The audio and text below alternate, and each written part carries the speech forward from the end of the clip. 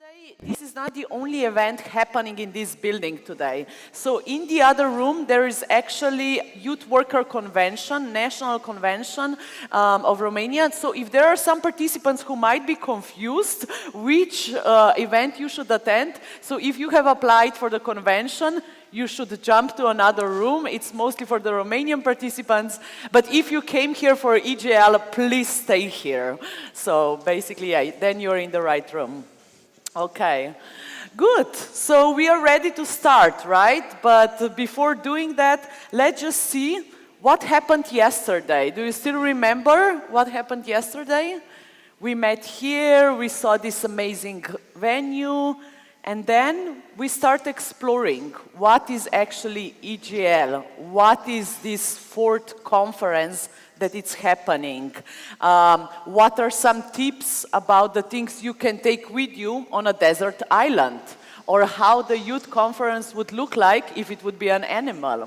So we start with this a little bit, and then we checked who is in the room, and we realized that we are a diverse group of people, youth work practitioners, youth workers working at the local or national level, some of them even at the European level. We have researchers here, we have officials from the municipality level, we have some people who have been attending several events of EGL before, and we have some newcomers. And basically, yeah, we realize that there is a lot of the potential already in the room, and that we all want to use this time for networking, for sharing, for learning from each other. And then, yeah, we explored a little bit what have happened in the past year with EGL, that we had already free conferences happening, that in between there were study visits, training, seminars, and that we have developed the youth charter, and we have also developed the toolkit that is one of the products of the EGL as well. And then we explored the platform. Not only a platform as a digital platform that we all got very used to, especially in the past 2 years, but the platform also as a concept where we can meet, where we can exchange, where we can learn, something that can help us in our daily work, but something that can help us to grow as well. So we have basically finished the day with exploring the platform, with answering these different questions, and just giving feedback to the managers of the platforms. So you can see that we have tried to capture many of those things, especially with the help of our graphic designer or graphic recorder. And just to remind you, you can check all of those photos also on the Workvivo. You can find them, you can share them, and it can maybe help you to reflect a little bit as well. So saying what we have done yesterday, let's see then what's ahead of us today. So today we're really going to focus mostly on two different aspects. One is this youth-friendly ecosystem. So what does that mean? If we actually look at the environment where we live, where we grow up, where we interact, what kind of ecosystem do we want? And then later on, what is basic youth work offer? So what is also the role of municipalities? How can different stakeholders contribute for this offer for young people to be available? And then in the afternoon, we have a lot of good practices coming together. And yesterday, we tried a very special online tool with you signing up for 3 different rounds. Because, yeah, we do live in a digital world. But today in the morning, we realized, no, we should maybe go just back to basics, you know? So now we switch again to the paper version. And we invite all of you, if you haven't done it yet, to sign up manually, not on your phones, for different practices that you want to attend. So as we already told you yesterday, we are going to have 3 rounds. So 2 rounds of European practices and then 1 round of the Romanian practices. And we have limited places. There are going to be 10 parallel workshops happening at the same time. So in each round, you can choose 1 out of 10 and sign your name. You don't have to do it right now, but you have the papers over there on the wall. They're distributed in all 3 rounds, and just sign up for it. And in this part of the program, actually Romanian participants who are at the conventions are going to join us as well. So we are really going to ensure this interlinks between the locals and of course the international community. Okay. And then, yeah, for tomorrow we have some more things to explore. But maybe, yeah, just before going there, we want to remind you that already here you can use the resources that are available. We also count on your proactivity. So we are just going to show you some tips and tricks where you can find more information. And basically, a lot of it's already on the EGL website. So let's have a look what this actually contains. Yeah, maybe as Stas said, continuing the yesterday conversations and when we talked about in the afternoon session, when you gave the feedback to the platform, there was a lot of you saying, we need good practices, we need information, and it really is available on the EGL website. So I would maybe just show it to you where you can find some of the things and where you can register maybe for your good practice. So when you go to europegoeslocal.eu and you click here on the right side, on the left side, on the Europe Goes Local, you have this wonderful page opening and you have a part which says good practices. When you click on these good practices, then when you go down, you can first find some of the good practices and filter them by country. So you can already get inspired by some of the things which are happening. And then there is also sign up for your practice. So you can also register your practice and then it goes to the EGL people who work there and then they publish it. And when you click on it, you can find the link with the information. They ask you to fill in some basic data, some info about your practice, some description, so you will have to write a little bit, but we encourage you to do it because we think that it's important to share and network. So use this opportunity and it will be published on the EGL website. This is the first thing which we wanted to present, how you can find new practices. Also, what you can do, not only using WorkVivo, but maybe you can also sign up for the newsletter, which is available on the EGL website. So at the end of each page, you have this sign up for the newsletter. So when you click on it, you just need to leave your email, and then in that way you can stay connected with the project, and the newsletter also will give you updates about the new practices which are being published on the site. Also, yesterday you talked and you maybe got familiar with the Changemakers kit. So we would just like to show you that this is also a collection of a good practice examples as well. So when you again go to europegoeslocal.eu, on the right side you have this European Charter on Local Youth Work. When you click on it, then basically you can, for example, check the library. And when you open the library, you can choose the field which you think it's important for you and where you want to find out more information. Is it connected with the quality of youth work or some other topic? So for example, if I click on quality, then there is a short introduction about the quality in youth work. And then down here, you have policy documents which are available. Then also some reports. So when you click it should open available reports, some other documents, publications, and etc. So this can also be a valuable resource for you. So we wanted to share this with you because there were some questions yesterday arising so that you know what already exists within the project, and we think that it's important that you're familiar with that as well. Yeah, saying that, maybe we can continue with the day. Exactly. I think that now we are getting ready to dive into the second day. And this whole day aims to inspire you, to show maybe some different examples, good practices as well, but also maybe to challenge you a little bit and to rethink some of the concepts that we know so far.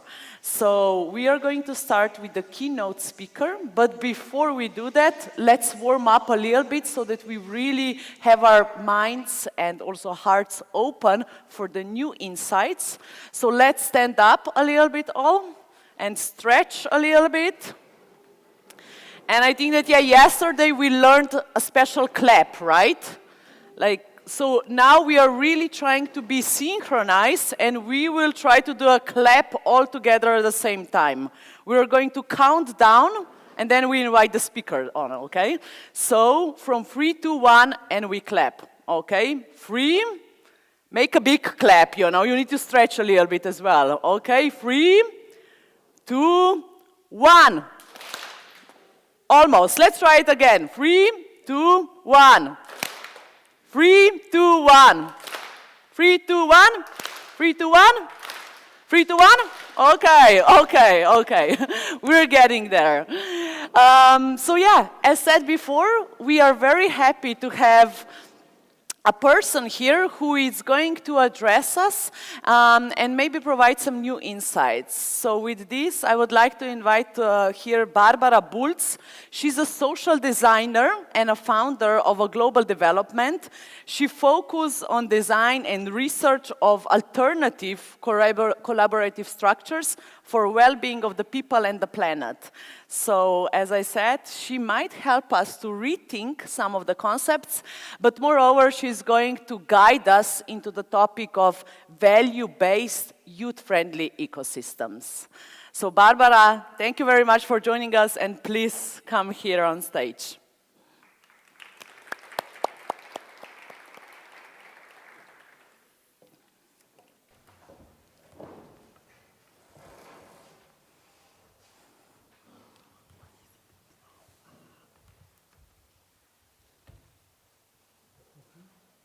Sorry, some technical difficulties.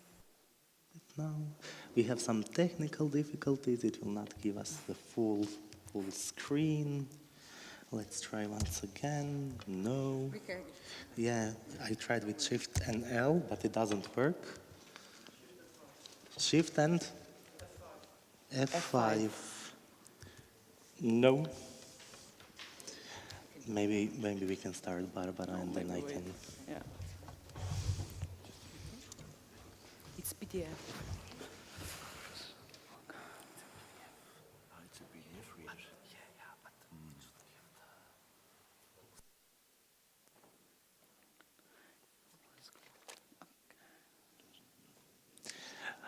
Okay, Barbara, maybe we can start, yeah? About yourself, yeah? Exactly. Or tell us, we have a wonderful introduction of you. But let's play a game. Tell us 2 true things about you and 1 thing which is not true about you, and let's guess, if we discover. So 2 true things and 1 thing which is a bit further away from the truth. We don't call it a lie, but just something. Okay. Okay. Hello, everybody.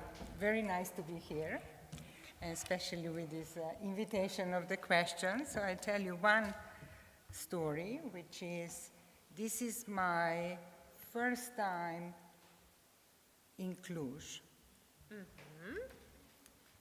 Another thing. And another thing is that this is also the first time I heard about Europe Goes Local? and youth workers, And what the youth youth workers are and how many they are in the world. So should we already test? So Barbara is for the first time in Cluj. Who votes that this is true? Wow. Okay. And then it's the first time she hears about youth workers. Who votes that this is true?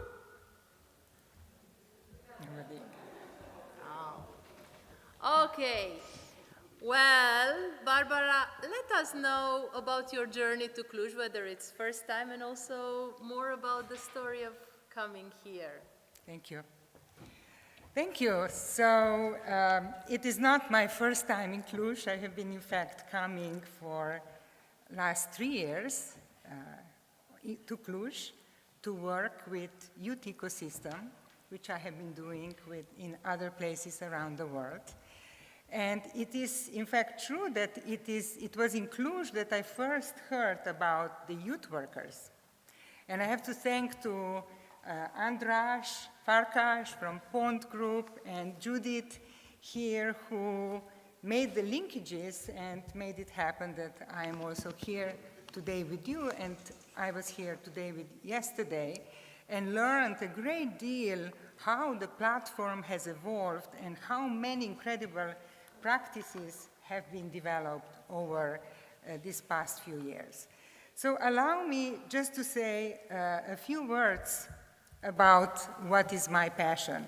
I won't talk about, I don't like to talk about myself, but I do like to talk about what I do. And as you said, I am a social designer, or I prefer to call it a social chemist.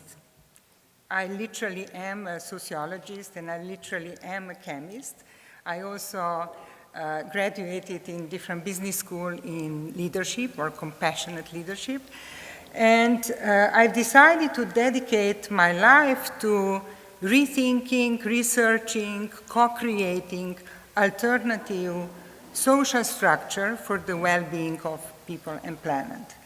And of course, young people, if we look at the planet, having today over 50% of global population below 30 years old, this is unprecedented. Europe is not that high, but clearly Africa and South Asia are much higher than Europe, and this is a very, very strong message.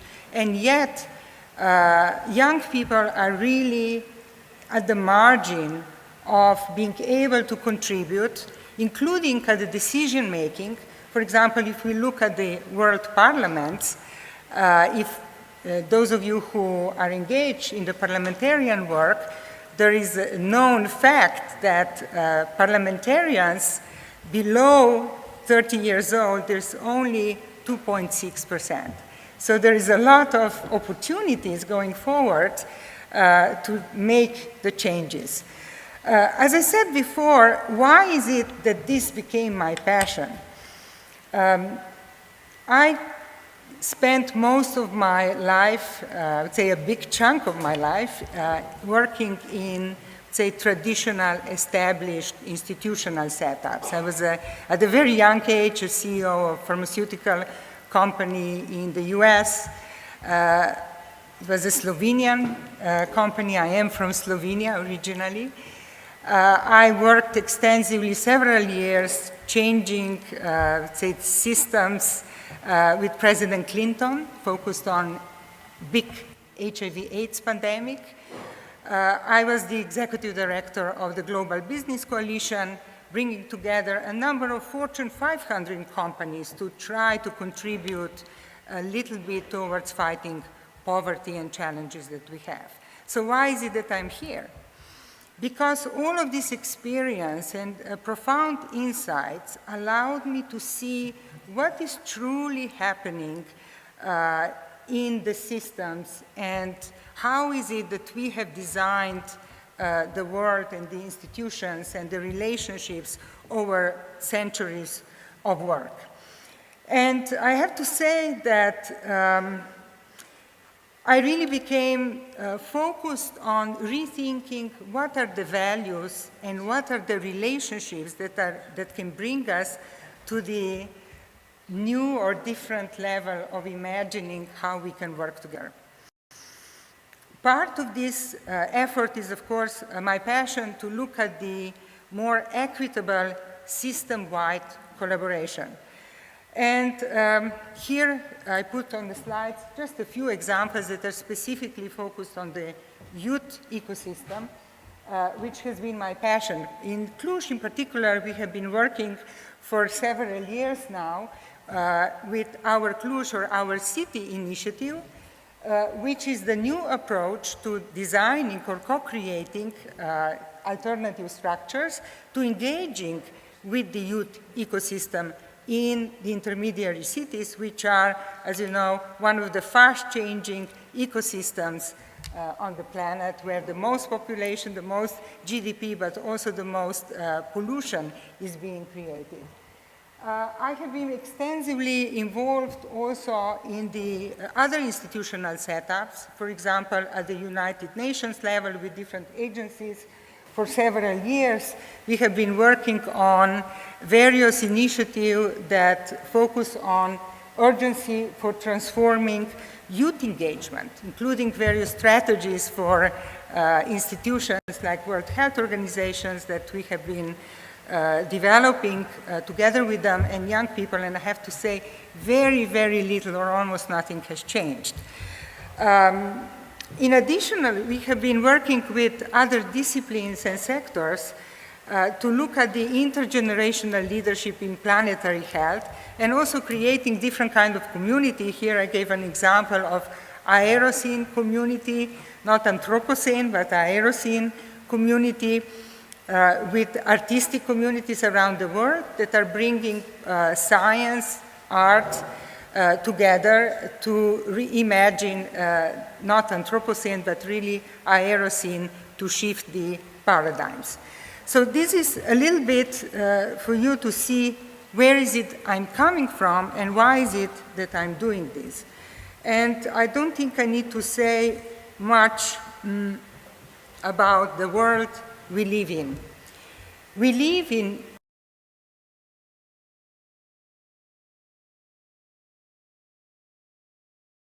we are in Transylvania. You may have tasted a very tasty honey in this part of the world. The picture is European honeybee, Apis mellifera, and as you might know, the bees, along with the many other insects, are becoming extinct. In European bee, it's almost 10%. The insects, it's almost 41%. This is just an illustration of an example of interconnected system. We are all contributors. And furthermore, everybody has gone through the pandemic. We are still fighting, exploring what the recovery is going to be. Nearby is the devastating war. The social injustice is growing. The disparities are growing. And the number of challenges that we are facing go on and on and on. But this is not, I'm not saying that to be pessimistic. To the contrary, I'm sharing that with all of us to instill some positive thoughts and hope. And I will share I will share the three stories, that these stories, business as usual, great unraveling, and great turning. These are terminology that doesn't come from me, but I like to use it because it's a wonderful way to simplify complexities that are happening in the world. These are coming from Joanna Macy. You might know her. She's a scholar and eco-philosopher. And David Cortum, incredible thinkers and also friends, in his book, The Great Turning. So I will talk a little bit about the three stories. Business as usual, you know it, we are all part of it every day. And a few examples that I can mention, we are all part of the industrial growth society that we have created. We are all in Europe, part of the European-based, so to say, colonial empire that we are still struggling how to address. There is a story, this is a story of the dominant capitalist system of unlimited growth, where profit is the main organizing principle, or I would say one of the main organizing principles, and I would say power of the few. It's very difficult to get out of it because we live it every day, but it's not the only reality. We have to say for some people, this is the only reality. But we know this is not the only reality, so I want to share other stories. The second story is so-called Great Unraveling. It's a beautiful word, and so what does it mean? So great unraveling, you don't hear it, you hear it quite a lot, maybe not so much because there is less power in the great unraveling, but it's extensively and more in the media, especially this is a story told by scientists, it's a story told by journalists, it's a story told by activists that we hear more and more. From examples of various disasters that are happening around the world, from climate disasters to various living systems, challenges that have been caused because of the business as usual. We have a number of examples of refineries or mines and catastrophes with the communities, including young people, that have been exposed to toxic waste and so on and so forth. But let's go to the third story. The third story is great unraveling, great turning. And this great turning is calling all of us to rethink these two realities that I mentioned. We do not hear about this story so often, but I am certain that everybody here feels it in your heart. It is there, it has always been, it's not in the media as much, it doesn't have the power, but guess what? It is emerging. It is emerging in many, many communities, especially local communities. We see it in Europe, we see it in all other parts of the continents, and it is emerging in great way among young people, among this big part of the planetary population, yet this big part doesn't yet have the voice, or certainly does not have the power, doesn't also have a knowledge and wisdom to bring this new reality to life. So I want to share just a little bit more about what does it practically mean, this third reality, because this is where the hope is, and this is where I firmly believe that this is the real great turning, that also Europe Goes Local has a huge potential to continue contributing.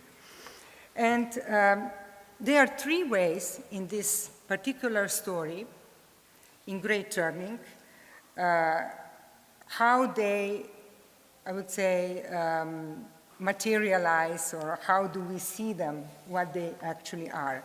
And they're happening in parallel. So the first one are various actions to resist the business as usual, to slow down damage. I'm sure each of us is trying to do here and there with the little straws, changing, not using them, and so on and so forth, and many other things. It is challenging because we are all part of the business as usual. The second story, the second part of the Great Turning is to step back and to analyze and to reflect. Why has it really happened? Why did we get so far? Because it's us, human, Homo sapiens sapiens, who designed the story we are living, or all the stories we are living, and trying to analyze and reflect and think about creating alternatives. If you know Buckminster Fuller, he said, do not fight the existing system, create the new one, the better one. And this is something that many of us are experimenting. Nobody has the right answers, but I think we together, by experimenting, failing, and learning, we can get to the right answer step by step, and nobody can do it alone. Again, this is a journey together. Every individual has a role to play. And there is the third part of Great Turning, perhaps the most important and perhaps the most difficult too. And this third part is, you can call it in a different way, I'll try to describe it as a shift of consciousness. It's a moral shift, it's a cognitive shift, it's a mental shift, it's awareness, self-awareness shift that starts with each of us, not outside. It's with each of us. And this is clearly the most difficult one because the majority of the surrounding is not necessarily shifting the consciousness, but guess what? The consciousness we have seen clearly with the pandemic, as well as with the war, has been shifting.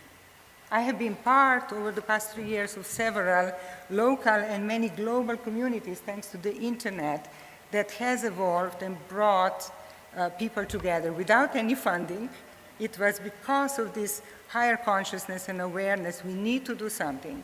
And thanks to the internet that has spread really globally around the world, so we can always find each other. And this is an incredible power that we as humans have as part of the living system. This is a typical behavior of self-organizations, of living system. And, you know, forgetting, of course, you need funds, but you do not need funding. You don't need to be constrained with that, because it is a power that brings us together beyond resources, because it's coming from within. And this is something that I think it's the inner wisdom that we all have, and I firmly believe that if we are able to cultivate this wisdom, then I am very hopeful for the humanity. However, if we fail, then of course the planetary future will go on, but very likely without us.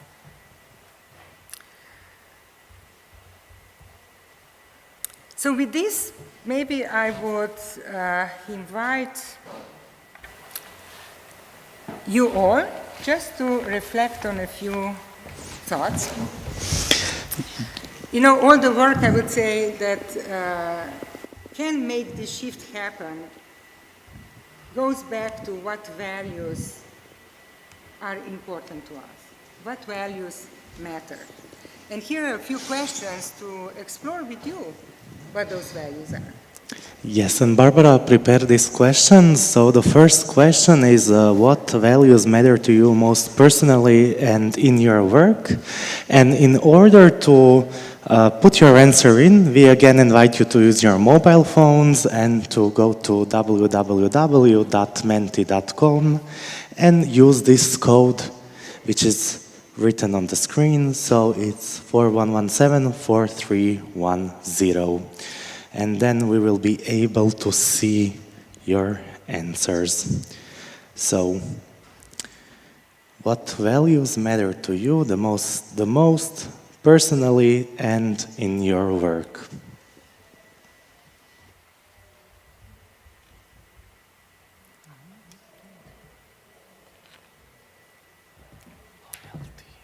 You can check it here, yes. Okay, great.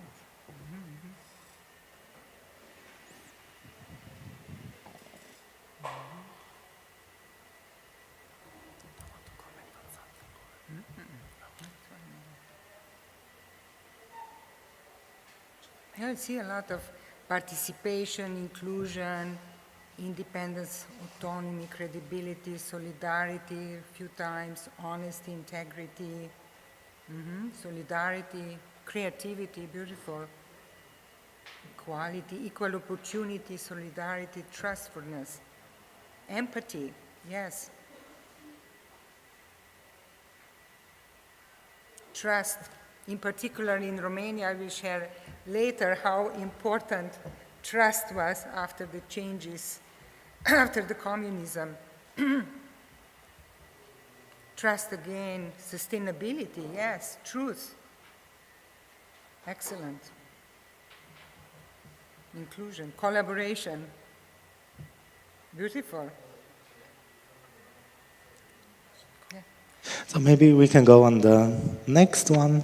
So again, the question is, what values are missing the most in your environment from different positions and from different levels, depending on which group you are in and from your perspective as well. So NGO, academic, private, public values.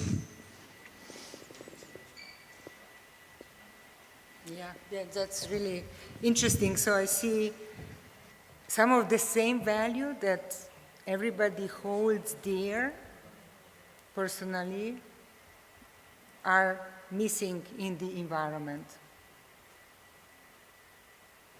Bonding, so almost the same, really. It's really interesting. Integrity, participation, NGO innovation, trust. A lot of trust again, collaboration, fairness, beautiful.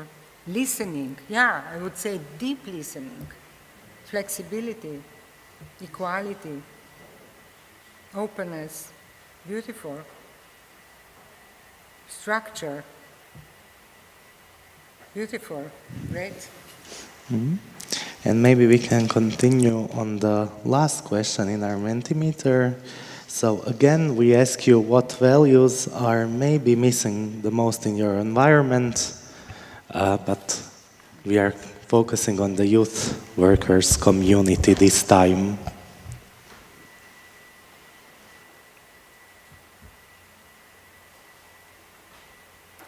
Trust, enthusiasm, diversity, enthusiasm, again, trust, ethics, involvement, focus on vision, interesting, motivation, positive thinking.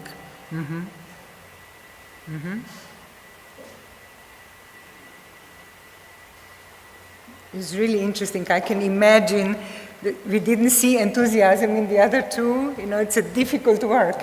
You have to persist, and you don't get recognition and you get tired. So I understand that this is missing after a while. Motivation, similar. Involvement, yeah, really interesting.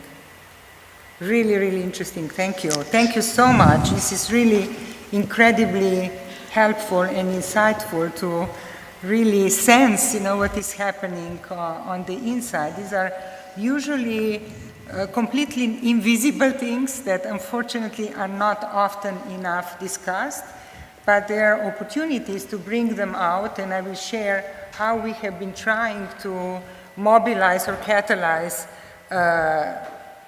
those kind of core values. And it was interesting from this exercise for me was that the first exercise, the personal values that are important to you, either personally or at work, are missing in the environment, meaning that they are there, so which means that we have ability to bring it to the environment. So I will share a few examples that how we have been trying to do that from our experience, what I have been doing. Before I will move to examples, I want to share one more thing. I was speaking about interdependence. And sometimes interdependence and systems are not well understood. We use the word youth ecosystem or value-based youth ecosystem, but I think that certainly when it comes to I would say research and policy making and practice, we as humans tend to be siloed and not connected, and we tend to live in bubbles. That's how policy is being made, that's how funding is distributed, that's how research is being made.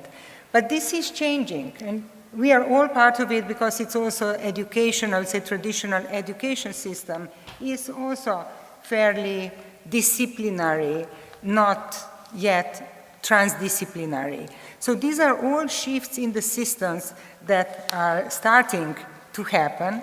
And I think it's important to know in whatever bubble we are that we look at the other systems, because these systems are interconnected and you can do all the work you want in your own bubble, unless you're connected with other system. I'm sorry to say, but it's not going to work. And that's why it's so important to partner across disciplines, across sectors, all communities, all age groups, all cultures, and so on and so forth. This is really, really critically important, and it is very challenging for everybody because in a way we have designed our systems including, in Europe, or municipalities, or NGO, or private sector, everything is very silos. And as you see, that I was struggling myself when I studied chemistry. I had to build with other disciplines to get a broader view and expand my knowledge with ancient tradition, various wisdom tradition, to try to understand who we are as humans and how we can, I would say, unlearn what we learned and rethink how we can work together. And I do want to quote a beautiful saying of Vietnamese Buddhist monk Thich Nhat Hanh, who passed away very recently. And instead of interdependence, he used interbeing, which is a very, very beautiful word, because we interbe with each other, with the planet, with the bee, with everything around us. And he explained it like that. Looking at the flower, you can see that flower is made of non-flower elements. When you touch the flower, you touch the cloud. If you remove the cloud, you remove the rain, and the flower may collapse. And similarly, there are many other non-flower elements, like sunshine, like earth or soil, like gardener, and so on. A flower cannot be by herself, alone. It has to interbe. I'm giving this example because this is the same with youth workers. It's the same with youth ecosystem. It has to interbe with other systems. And with this, I will move on to very practical, much less philosophical, but really on-the-ground exercise and practical experiment that we have been doing in collaboration with a philanthropic organization and many other partners here in Cluj. And the initiative, I would say just a few words, the initiative is called Our City Initiative. It's supported by one of the leading new Swiss foundation that is looking at shifting systems and working with the cities and making cities and the youth ecosystems fit for the future, really focusing or prioritizing the well-being of young citizens, together with public, private, civic partners, I would say locally, nationally, as well as the internationally, such as with the European Union. And the reason I was here, I have been coming here as well, is because Cluj has been a unique example in experimentation, both at the local level, national level, as well as connecting with the European initiative. As you know, Cluj was the youth capital in 2015. It's engaged in many European initiatives. Most recently, it's also one of the 100 mission cities for green and smart cities. So again, interbeing, interconnecting youth ecosystem with other initiatives that are going on within European Union, but also locally and nationally, is really, really important in order to create some new pathways for young people or intergenerationally to really become part and fully involved citizens in the decision making. And this is the experiment that we call our Cluj experiment. We had a book launch last week with mayor here in Cluj, alongside with other participants. Also, instrumentals have been the co-host of Europe Goes Local, particularly the Pond Group and Cluj Youth Federation. And I will share a little bit our journey of innovation. I think it's, our focus is youth ecosystem and how can we rethink thinking and engaging with the youth workers in the entire city urban ecosystem. And we consider urban innovation as a novelty plus change in the city. That is the definition of innovation per se. It's novelty plus change. And when we think about innovation, we tend to think about, usually cities think about Silicon Valley or smart city tech solutions, so more growth, more development, so on and so forth. But we know, and as I shared before, this is not the novelty and change that cities and humanity need right now. So what is it that we need practically? So we ask the following questions. We ask, what if goals of well-being were prioritized over just economic growth? We ask, what if care for others matters as much as novel products or services? And what if building trust, and we heard it several times in the Mentimeter, was more important than getting things done quickly? So these were not just theoretical questions, but we put a lot of efforts with local stakeholders to understand what is actually happening on the ground in a city like Cluj-Napoca. And we focused on secondary cities, not the capitals, because capitals very often get all the attention. And they tend to, not always, but tend to have less eagerness to innovate and be perhaps less open very often. They're already satisfied and they celebrate and everybody knows them. And the intermediary city have always desire to advance. So Cluj-Napoca has been an example at the forefront of forging transformative pathways in the post-COVID recovery, and in particularly advancing position in innovation economy and cultivating values that support democratization. And as part of that, you may know, those of you who have explored Cluj a little bit more, Transylvanian history, that really the education has been at the center for centuries in the city development. So we thought this has a great potential with the openness of the municipality and multiple other stakeholders, public, private, academic, to host and collaborate with us.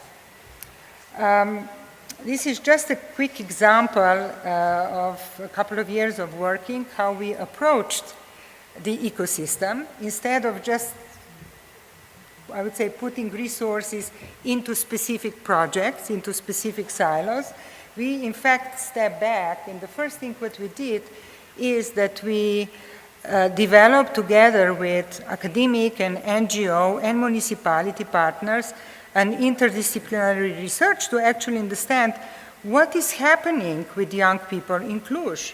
What is it? What are challenges and opportunities of young people, and what could contribute to true well-being of young people in Cluj? So this was called so-called LEAP study. It's available. It's a website. If you Google LEAP Cluj, you will see great details of the whole ecosystem and what's happening in Cluj with young people. And then we introduced a number of ecosystem mapping technologies: education mapping, youth mapping, various project mapping, environmental mapping, mapping of stakeholders. So what you see, for example, on this picture is in fact an overlap of 13 projects, social innovation projects, including the study, including the mapping, including implementation projects, including the financing mechanism. How is it that they overlap? And you will see that what is really interesting is that municipality is somewhere in the middle, but it's not involved everywhere. There are several NGO, there are other public administration entities, there are various civic groups, there are various private sector entities, academia. Cluj has 10 universities, so there are different parts of academia involved, media, and of course philanthropy that does allow for more experimentation than traditional institutional funds. But I have to say it's very important to link with the institutional funds and really leverage each other's capabilities and resources. And we try to, I want to say also the following, that these kind of approaches are not easy to understand for a municipality, for an individual actor, and we have used visualization methods to help present visually instead of in text how things are overlapping. And this is a typical approach. When you work with systems, it's much easier to visualize, to understand what is actually happening, where connections and relationships are being built.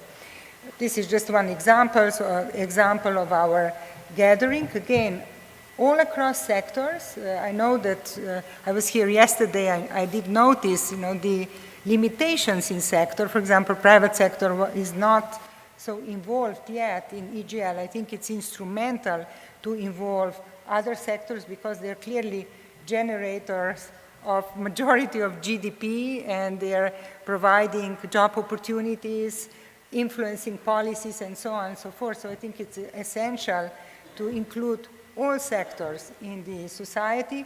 We try to do that over step by step. And these are several projects. I think some of them will be presented as examples of best practices later here at the meeting. And I want to highlight that experiment like that, initial phase is 10 years. And I would say just the first initial 3 years is literally, I would say first phase 1 is 1 to 2 years. It was really pure testing, experimentation and testing. Phase 2, we are concluding phase 2 with this study that I'm sharing right now, and 13 projects that you saw presented on the picture. So it's still just the beginning of the development. So we are only shifting slowly now into transformation phase, where we have identified the area, the leverage points in the system. In Cluj, for example, specifically, we have identified education and learning as essential leverage point to transform. And when I say we, I don't mean me and the foundation, but I think the Cluj ecosystem and the youth ecosystem that is present here and very active, and also those that are not yet involved, because there are many of those groups that we do not know yet about. They are doing various activities, again, because they are very siloed and isolated, so we are constantly researching, exploring, doing convenings to expand, kind of a snowball, to learn who else needs to be at the table. Eventually some people drop, some people come in, and that's how kind of the living system and our Cluj projects, and I would say the living laboratory evolves.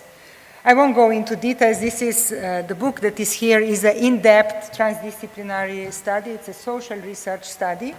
The exhibition that you see at the beginning when you enter is part of this study.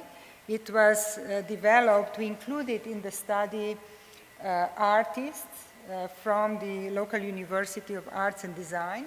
We in fact incubated a group of young graphic artists. Urban comics is a specialty here at the university, so we looked what are the specialties. It could be other city, could be another specialty, could be theater, could be something else. But we thought it's really essential to include creative sector in the research study, so they were part of the interviews, pretty much not just interview, but literally every meeting that we had, and they would document, they would present, they would reflect, and in the methodology itself, for example, when we would interview the mayor, there would be 3-4 artists present, and we would get back to the mayor with the artistic works for reflection. So this way we were able to learn more, like we were exploring before, about values, reflections, view, more subjective things that are usually invisible to us. And we asked, how are people in Cluj realizing novel change in the city? So it was really an exploratory journey.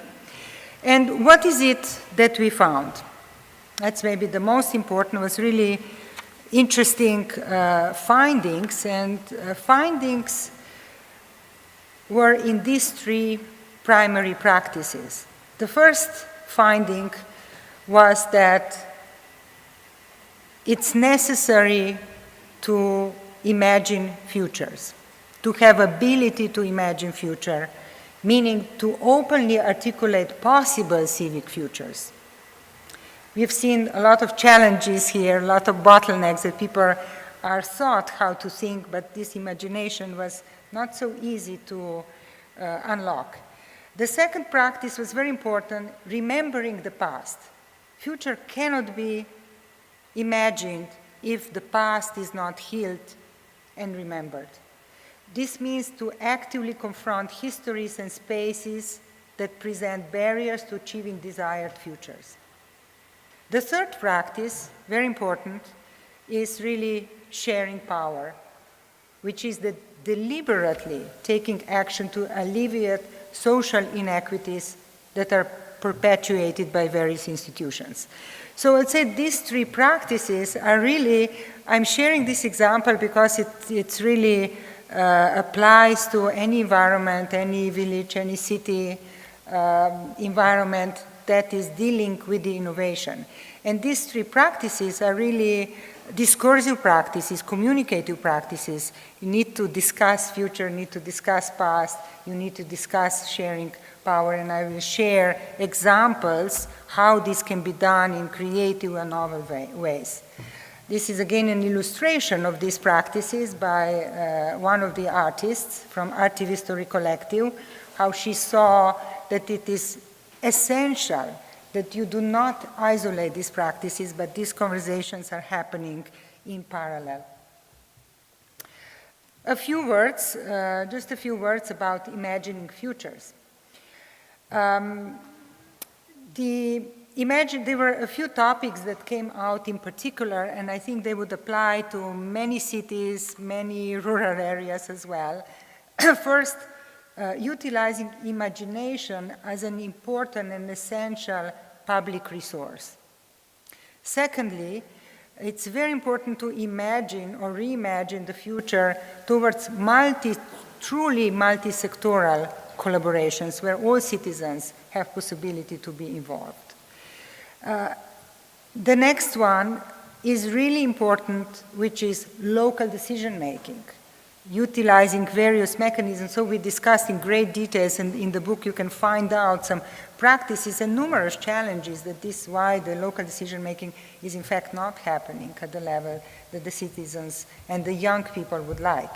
Centering youth perspective came as a very, very important to imagine future, and I would say that young people were also learning, and we engaged young people of different ages, from, I would say, from the high school to finishing the university below 30, to engage, to understand how the future is being imagined. And here is a good example of one of the interviewees. He said, the discussions so far are like, okay, there is a conference coming up in 3 months' time. Let's see how we are cooperating. There is funding coming up for this year. Let's see what we can do. But, you know, we never discuss 4 years ahead. So examples like that were very telling of what is happening. And another important fact was that people, citizens, have very different views of imagining and understanding well-being. Remembering the past, in this specific example, the picture is also very telling of the Romanian past, and we have seen a lot of the culture of mistrust, but this is not just in Romania, I think it's present everywhere, where democracies are being challenged. Also individualism versus collectivism is challenged everywhere. The mayor here likes to say from ego to eco. We expanded that, or I like to say from ego to eco to essence, really to going to the values that we need. Is another nice example. I was told by my parents to never start business with other people because they don't work well. So never trust anyone. So trust was a major issue, but came out across all stakeholders and very strong, in particularly also with young people, because the past was not discussed. Sharing power, many insights, again, I think could be applicable to many environments that you work. Institutional structures, challenges with institutional structure. Here is a quote from a municipal interviewee. We have problems inside the municipality because this is somehow a transfer of power. So you let a part of your power as the local administration be decided on in other environments by citizens. So this creates internal problems inside the municipality for those who don't let the power go. And this is a very telling example, for example, in the youth collaboration. This experiment that we are practicing here, that we call Urban Living Laboratory, based on the findings, we call it findings and the intentional design over several years, we called it the Value-Based Urban Living Laboratory. And I use the name of the presentation today, also Value-Based Youth Ecosystem, because the example of Value-Based Urban Living Laboratory can be a small seed, an example how you can build value-based youth ecosystem. There are many, many other examples that we have been also studied, and I'm sure you have seen many in your environments. We would be very interested to continue these exchanges and collaboration and sharing our knowledge, because we think that Europe in particular has been so advanced in promoting various youth initiatives that we have not seen in many parts of the rest of the planet, and we thought this is a really great opportunity to continue exchanging these practices. So in summary, what are the key components of the values-based youth ecosystem is the values that you think are important to you.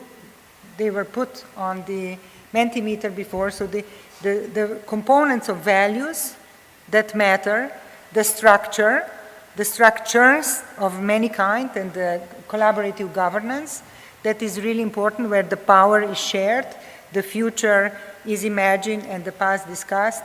And then, very important, none of it happens unless processes are there and are being experimented. And the essence of value-based youth ecosystem is, of course, multi-sectoral arrangement, not staying in the bubble, structures that encourage and support building relational support for new programs and initiatives, and that they really, the kind of structures, they would be different in different environments, the structures that acknowledge local, social, and cultural context for innovating in the youth ecosystem. So value, structure, and processes are really essential.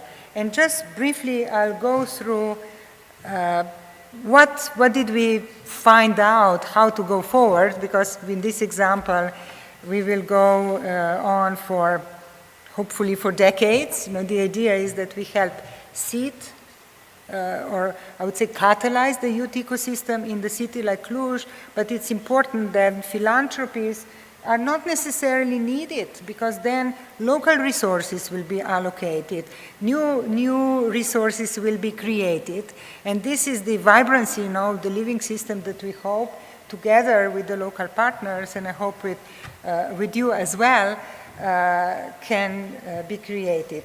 So just some practices, I would say, go through these 10 design recommendations when the value is centered. How do we do that? When we want to catalyze imagination, the first recommendation is really to create physical and digital spaces for imagination. I'm sure that you have been experimenting in different ways with those practices. I'm also very curious to hear and learn more. The second one is mapping relationship. We are using the AI-supported tools of public information on the internet combined with the human skills, so we constantly map human resources. So I was asking many of the country representatives here, is there a map of all youth workers in the countries? The map of youth workers in Cluj it isn't there yet, but we are proceeding towards this direction. Is there a map of youth workers that have been trained, that have been paid or not paid, or, trying to understand what the ecosystem is really, really important. And there are many, many mapping tools, and these are wonderful participatory initiatives that can be developed together. Engaging local artists and creatives. I gave you an example. We will do a little exercise for the closing.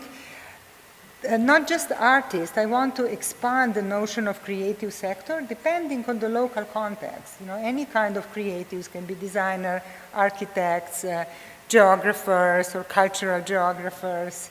It can be music, theater, and so on and so forth. So there are many, many opportunities to bring them in, embrace them, use the languages, connect with people. Let me move to remembering. So remembering was very important, and challenging was to create the safe spaces for reflection, especially among young people. And I think after the pandemic, where mental health has been such an excruciating problem, and people, especially young people, were not in the school, lacking socializing and opportunities for learning and social skills, and simply for joy and love. And it's very important to be able to create safe spaces for reflections. Number 5, mapping environments. What I mean by mapping environments is actually physical environments. For example, in Cluj, I'll give an example, has a history of urban gardening, Hoștezeni community, so we had an initiative of Cluj Atlas to understand what was the history of urban gardening and what are the new civic groups and how are the young people engaged. It's a concrete example. Sharing power, a few recommendations. First, identify and empower trust brokers. Not every individual or youth worker or a citizen has this ability, so who are they? Very important. Fund what's value forward, not valuable, not just valuable. Very important how to channel funding for long term. Establish opportunity to experiment with processes. I mentioned that already, and as part of that, embrace failure as a learning opportunity. And very important, and I'm grateful to be hosted here and meet all of you, which really is about sharing and learning and exchanging and constantly evaluating our local, national, European, and global platforms. I won't go into these details. I would share the contact. It's a website, ourcluj.city. It's a continuous research that you will see emerging, and the social media that is involved. Okay. And with that, maybe we have time to a little exercise that is practical. Yes, we have time for a short exercise, and we're going to actually build on the products that Barbara helped to develop and that it's part of her book. So we are going to distribute the materials on every table now. Maybe you can help. There. And this is going to help us to reflect a little bit what we have heard, and maybe to come up also with some kind of questions, comments, something that later on you can also ask Barbara about.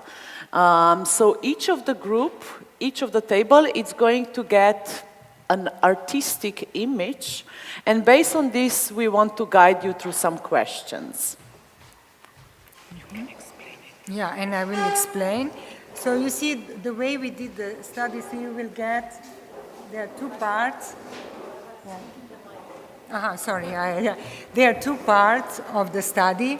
The one part of the study which you will see is the reflective activity. So it's one of the posters that each table will have one poster. There are many posters that come with it. And this is, we call it reflective activity to activate imagination through art. And here are, you see the questions. So these images were developed as part of the research process, working with young people in the Cluj youth ecosystem and the city. And the posters reflect the findings in the artistic language. And I would like to invite you all. You have all the posters on the table by now? Yeah, great, excellent. You will see there are two sides. On the other side, don't look at the back yet, just on the front. And this is used, we are sharing that, we don't have enough time, but it's really as a facilitator help to start up conversation, to open up imagination, not to get into kind of a traditional way of doing and thinking. And feeling, and also to evoke emotions and experience. So the first question is really, how does this artwork make you feel and think? They were all developed by young artists as part of the youth study of creating the youth ecosystem. And they were developed in Cluj, so they are real-life stories of what has been happening over the last 3 years in Cluj, from the artist perspective.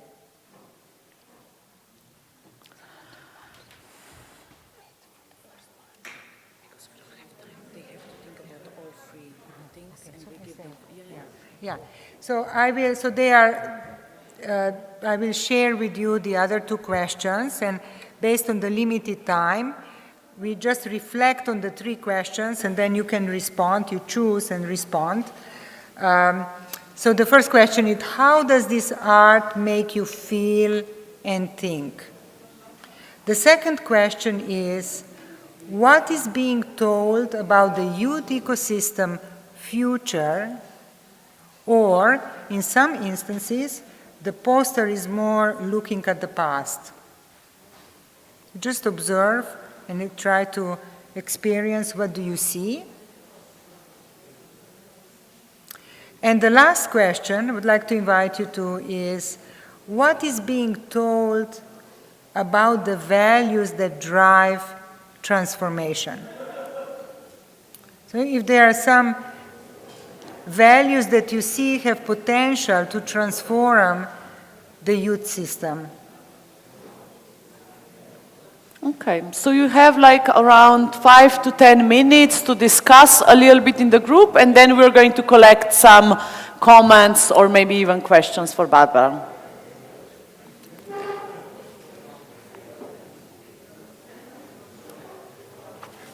Yeah? Just like, yeah, my voice, yeah.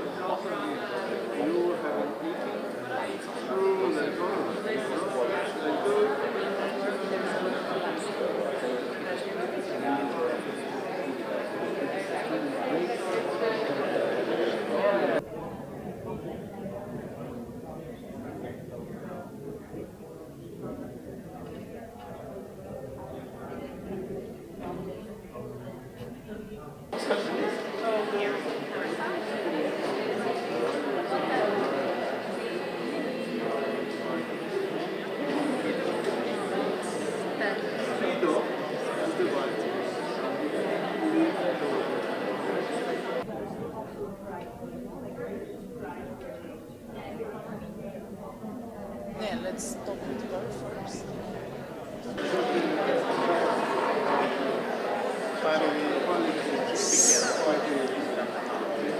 So you have 1-2 minutes maximum in the groups to discuss, to get some highlights, because then we will like to also hear you.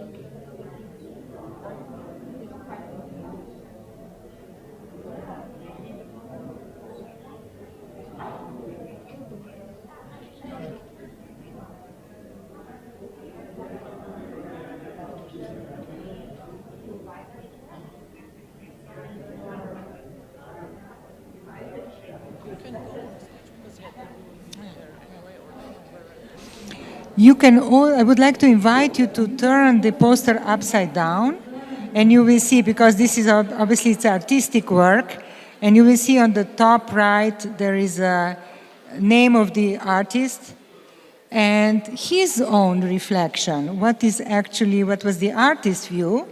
And then on the bottom left, you see the 3 practices that I mentioned before: imagining, remembering, sharing power.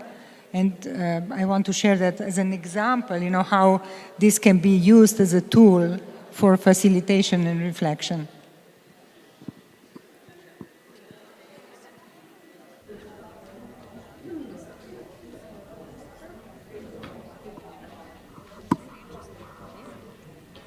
Yeah.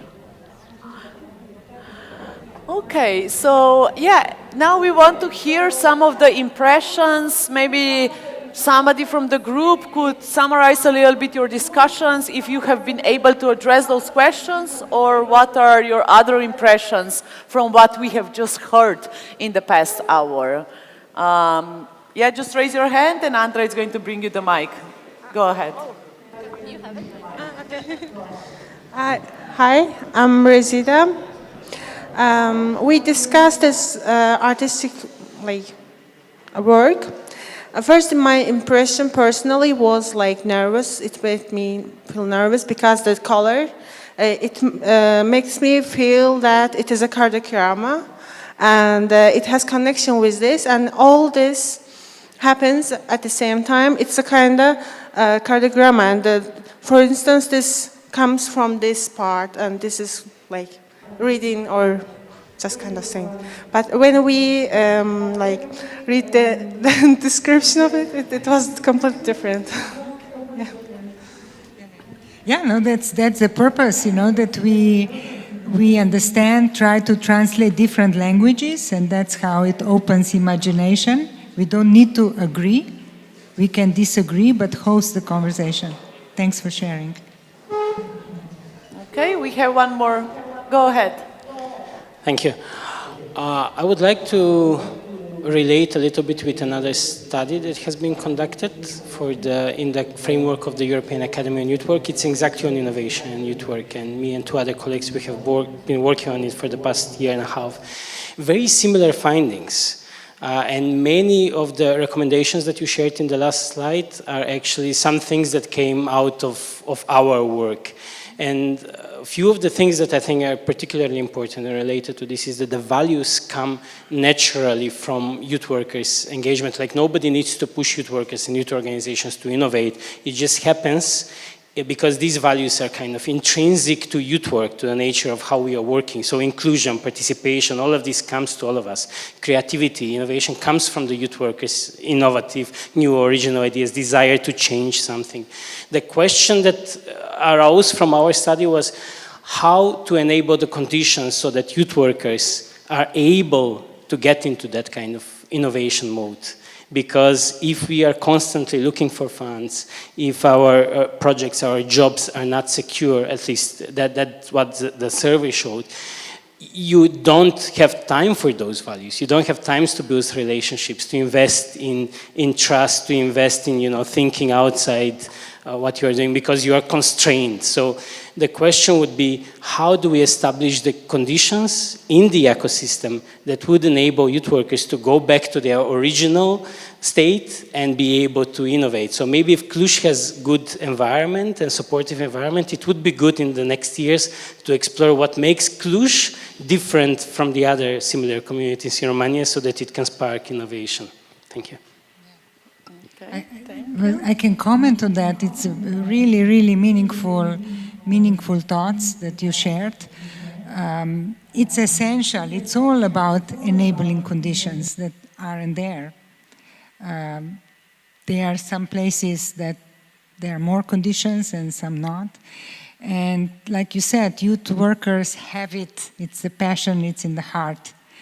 And we have seen that we work with other places also. So I'm working in other continents, in Africa, for example, Senegal, Ghana, Morocco, in South America, very different environments. Colombia, violence is a huge challenge, for example, and so on and so forth. So different contexts, different things. But what you said is similar.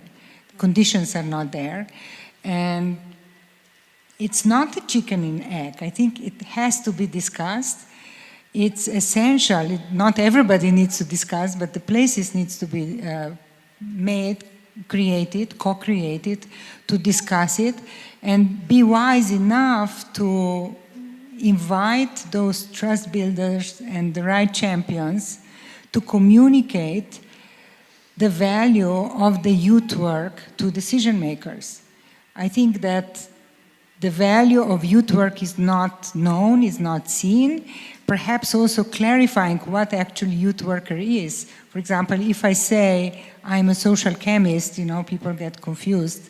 So I have to clarify and kind of create my opportunity, so to say. I think it's very similar for youth worker, that people do not understand what it is, but I think this value, like I mentioned, one of the recommendations is value forward, investing into value forward.